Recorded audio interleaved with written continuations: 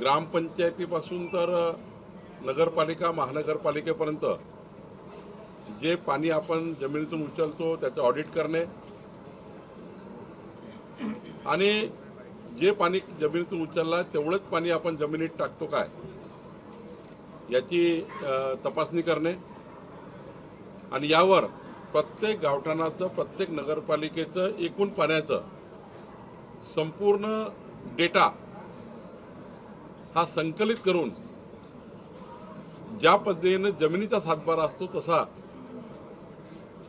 पाण्याचा सातबारा किती पाणी त्या गावाला आहे, काय सोर्सेस आहे, काय सोर्सेसने आम्ही पाणी उपसतो, काय सोर्सेसनी पाणी भरतो आणि एकंदरीत जलसाठा कमी होऊ नये, जमिनीची जी त्या ठिकाणी ड्राय झोन तयार होत आहे ते ड्राय झोन तयार होऊ नये याकरता एक आम्ही मॅपिंग करण्याचा विचार केला आहे आणि काल आमची एक बैठक झाली त्यामध्ये प्रायोगिक तत्वावर प्रत्येक विभागातली एक ग्रामपंचायत आम्ही या ठिकाणी निवडतो आहे। हे काम पाणी पुरवठा विभाग सुरू करेल, एसीएस पाणी पुरवठ्याला आम्ही जबाबदारी दिली आहे आणि मग महसूल विभागामध्ये त्याप्रमाणे जमिनीचा प्रॉपर्टी कार्ड सातबारा असतो त्या पद्धतीचा सातबारा प्रॉपर्टी कार्ड हे प्रत्येक गावाचं पाण्याचं असलं पाहिजे, पिण्याच्या पाण्याचं आणि शेतीच्या पाण्याचं असलं पाहिजे याकरता आम्ही योजना तयार करतो आहे। आज मंत्रिमंडळामध्ये माननीय अध्यक्ष देवेंद्र फडणवीसजी यांच्या अध्यक्षतेखाली महसूल विभागाने एक महत्त्वाचा निर्णय घेतला आहे ज्यामध्ये नागपूरचा जो बाह्य वळण मार्ग आहे आणि नवीन नागपूर आहे, जे नवीन नागपूर होते आहे लाडगावमध्ये हिंगणा तालुक्यात, त्यामध्ये जी 692 कोटी रुपये स्टॅम्प ड्युटी जी NMRDAला सरकार टू सरकार गव्हर्नमेंट टू गव्हर्नमेंट आम्हाला भरावी लागणार होती ती आज माफ करण्यात आलेली आहे। त्यामुळे नवीन नागपूरच्या संपादनाचा भूसंपादनाचा प्रश्न आता निकाली निघाला आहे। नागपूरच्या बाह्य वळण मार्गाचाही प्रश्न आज निकाल निघालेला आहे। 692 कोटी रुपयाची जी मुद्रांक शुल्क माफी आहे ती आज आमच्या खात्याने दिलेली आहे। त्यामुळे नागपूरकरांकरता एक महत्त्वाचा निर्णय आजच्या मंत्रिमंडळामध्ये झालेला आहे। सर, ठाण्यातील एका जमिनीचा प्रश्न देखील महत्त्वाचा मानला जातो। 193 एकर जमीन आहे ती कुठेतरी द्विधाह्य कंपनीच्या गचात जाते अशी भीती व्यक्त केली जाते। 2800 कोटीचा EDR नाही तर महापालिका आणि शासनाने द्यावा असे आदेश उच्च न्यायालयाने दिले होते। तुर्तास सर्वोच्च न्यायालयात शासन गेलं होते, स्थगिती मिळाली, मात्र आता सवाल उपस्थित होतो की एवढा मोठा प्लॉट त्याचं वनजमीनमध्ये रूपांतरित न झाल्यामुळे खासगी कंपनीच्या गचात जाणार। तेच सांगतोय, वर्षानुवर्ष जमिनीचं मालमत्तेचं ऑडिट झालं नाही आणि शासकीय जमिनीकडे कोणी लक्ष दिलं नाही। फॉरेस्टच्या जमिनी परस्पर विकून टाकल्या,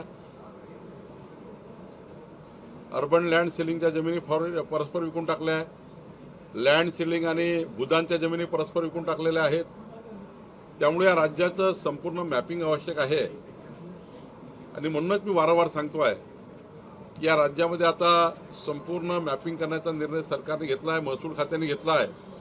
कुठल्याही विभागाच्या जमिनी असेल त्या जमिनी आता आम्ही मॅपिंग करणार आहोत, कारण जमिनीचा संबंध महसूल खात्याशी येतो आहे आणि त्यामुळे या राज्यामध्ये झोडपी जंगल असेल, भूदान असेल, सिलिंग असेल, लँड सिलिंग असेल, अर्बन लँड सिलिंग असेल, महार वतन असेल, देशमुख वतन असेल, देवस्थान इनाम जमिनी असतील, इंग्रजाच्या काळापासून लीजवर दिलेल्या लँड्स असतील, या सर्व लँडचं आम्ही मॅपिंग करणार आहोत आणि ज्या भूमाफियांनी जमीन लाटल्या आहे त्या भूमाफियावर कडक कारवाई, मोकाची कारवाई करून या सर्व जमिनी परत घेण्याचा निर्णय सरकारने केला आहे। कालच पुण्यामध्ये तिथल्या जिल्हाधिकाऱ्यांनी शर्तभंग झालेल्या 34 प्रॉपर्टी सरकार जमा केलेल्या आहेत। शासकीय जमिनी ज्या दिल्या होत्या ज्यांनी वापरल्याच नाही त्या 34 प्रॉपर्टी काल कलेक्टरनी जमा केलेल्या आहेत। राज्यामध्ये मोहीम निघालेली आहे।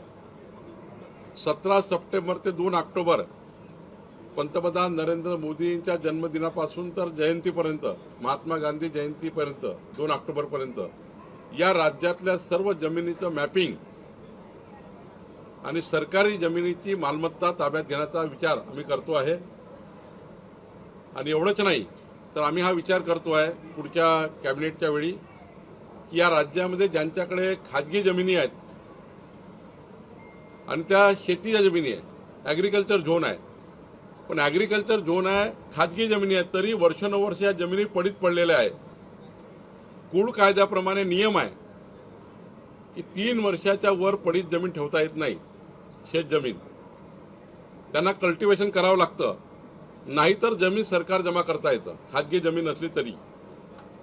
या राज्यामध्ये आम्ही आदेश काढतोय, ज्यांच्याकडे खाजगी जमीन आहे ती शेत जमीन आहे आणि तो पडीत आहे, ती पडीत ठेवता येणार नाही. त्यांना तिथे कल्टिवेशन करावं लागेल, नाहीतर शासन कूड कायदा वापरेल आणि मग अशाही जमिनी सरकार जमा होऊ शकतात.